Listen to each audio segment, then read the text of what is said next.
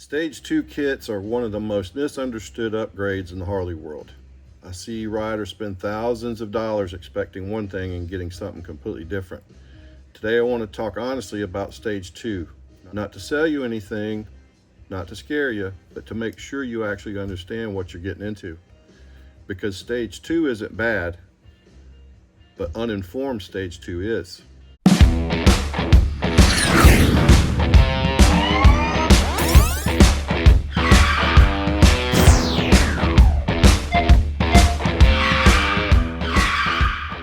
If you're new here, I'm Steve Carr from Samson V-Twin. I work on Harley-Davidsons every day. Stock bikes, modified bikes, and a lot of Stage 2 bikes that didn't turn out the way the owner expected. This video is for anyone thinking about a Stage 2 or wondering if theirs was worth it. Let's start with what Stage 2 is supposed to be. From Harley's point of view, Stage 2 is pretty simple.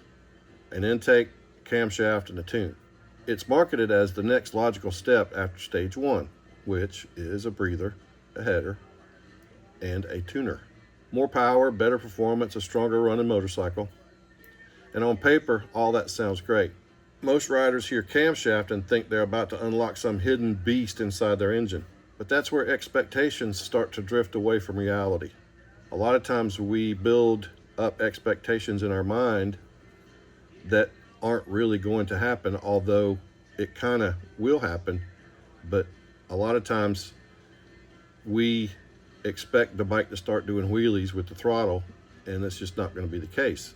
Although the bike will run excellent and have a lot more power, you have to reel in your expectations. Here's what most riders expect from a Stage 2.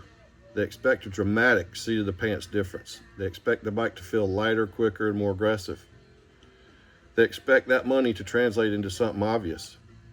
But what a lot of riders actually feel is, yeah, it's a little different, but not what I thought. And that doesn't mean Stage 2 didn't work. It means expectations were set incorrectly.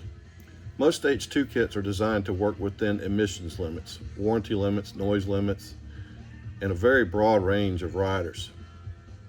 So instead of being optimized for you, they're optimized not to cause problems. And here's the line I say all the time in the shop.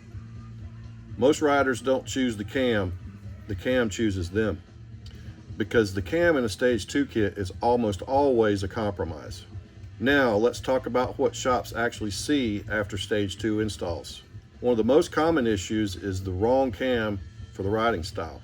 For example, a heavy touring bike with a tall gear ridden 2 up needs torque down low.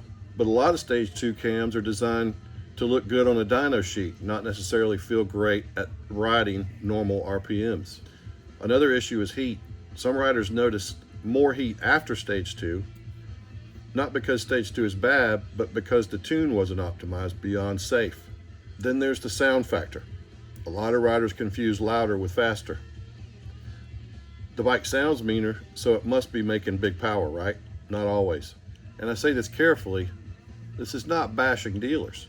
Dealers work within tight constraints. They need a setup that works on thousands of bikes with minimal risk. That's not the same thing as a setup designed specifically for your bike. Now here's the important part, because a Stage 2 can make sense.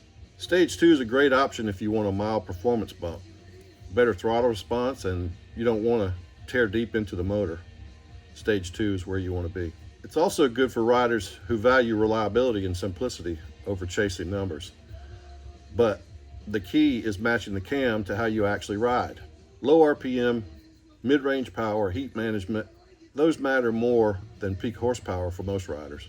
When a Stage 2 is chosen correctly and tuned properly, it can be very satisfying. But if you're expecting Stage 3 results from a Stage 2 kit, you're going to be disappointed. Stage 2 isn't bad, uninformed Stage 2 is. So if you're thinking about Stage 2, don't just ask how much power does it make. Ask how it rides. Ask where the power comes in. Ask what it's designed to do. And if you already have Stage 2, did it meet your expectations? Drop a comment below and tell me. Were you happy with it, or did it leave you wanting more? If this kind of real world Harley talk helps you out, hit the like button. Consider subscribing, and I'll see you on the next one. I'm Steve Carr. Thanks for watching.